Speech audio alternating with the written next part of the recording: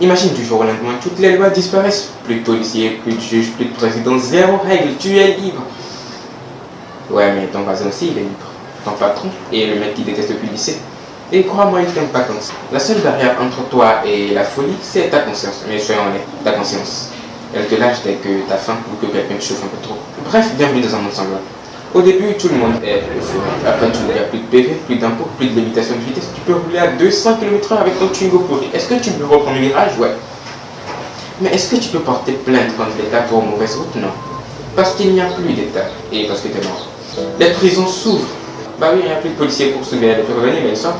Les plus grands trafiquants de tout genre, les pires serial killers, ils sont tous libres maintenant. Avec toi. Et tu rigoles en disant, haha, ça va être comme dans les films. Ouais, exactement, comme dans les films d'horreur. Très vite, les choses dégénèrent. Pourquoi? Parce que la première ressource qui part en fumée, c'est la bouffe. Bah oui, même une chose, c'est la vie quand on mange pas peur. Les supermarchés se font donc téléviser en 48 heures. Et le caissier, alors, dans tout ça, il va élever sa part, lui aussi. T'as pas eu le temps de choper d'arriver dans le concert, dommage, tu vas finir à porter ton chat. Au sens propre des termes. Les voisins s'entretuent. Pas pour des idées ou pas pour la politique, non. Pour une bouteille d'eau, un paquet de pâtes et du papier toilette. Oui, exactement, comme pendant le Covid. Sauf qu'ici, si tu prends le dernier rouleau, ton voisin ne te jette pas en regardant. Il t'ouvre le crâne avec un marteau. Et si tu te crois malin, tu vas te cacher ta réserve de nourriture avant que ton voisin sente l'odeur des pâtes et vienne toquer chez toi. Les spaghettis, c'est plus fort que toi, mais c'est aussi plus fort que toi. Tu penses que tu peux humilier, frapper sans risque? Dans un monde sans loi, la personne que tu humilies, et bah, il peut très bien décider de te transformer en Carpaccio. Tu casses les couilles, débarque chez toi la nuit pour faire justice lui-même. Il devient ton juge, ton jury et ton beau. Le harceleur finit par se faire harceler, mais avec une batte de baseball.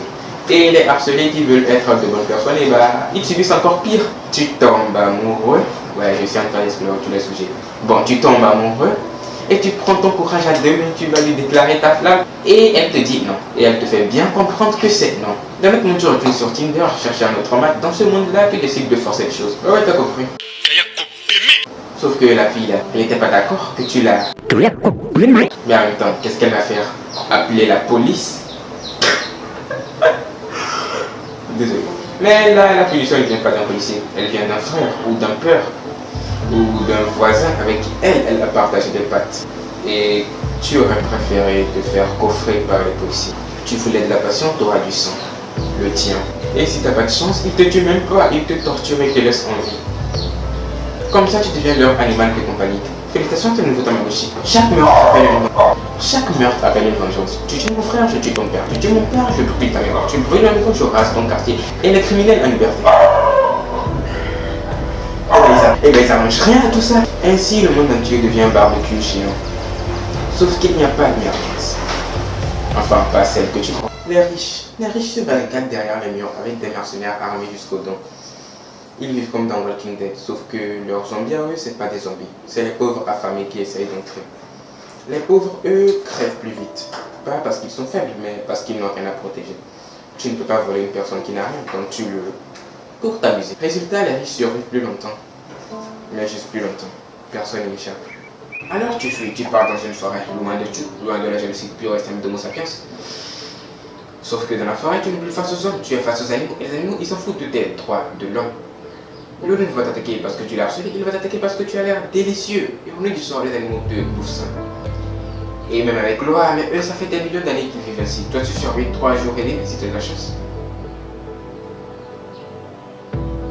Alors, toujours en mis dans mon salon? Parce que j'ai rien dit là. Moi, j'ai fait en sorte d'éviter ce sujet vraiment grave, mais qui devait être mentionné. On est sur YouTube là. Il faut juste que vous compreniez que les lois, c'est pas si éclaté que ça. Si elles existent et qu'il y en a des très stupides, c'est qu'il y a une raison. Sans elles, il n'y a pas de justice, pas de protection.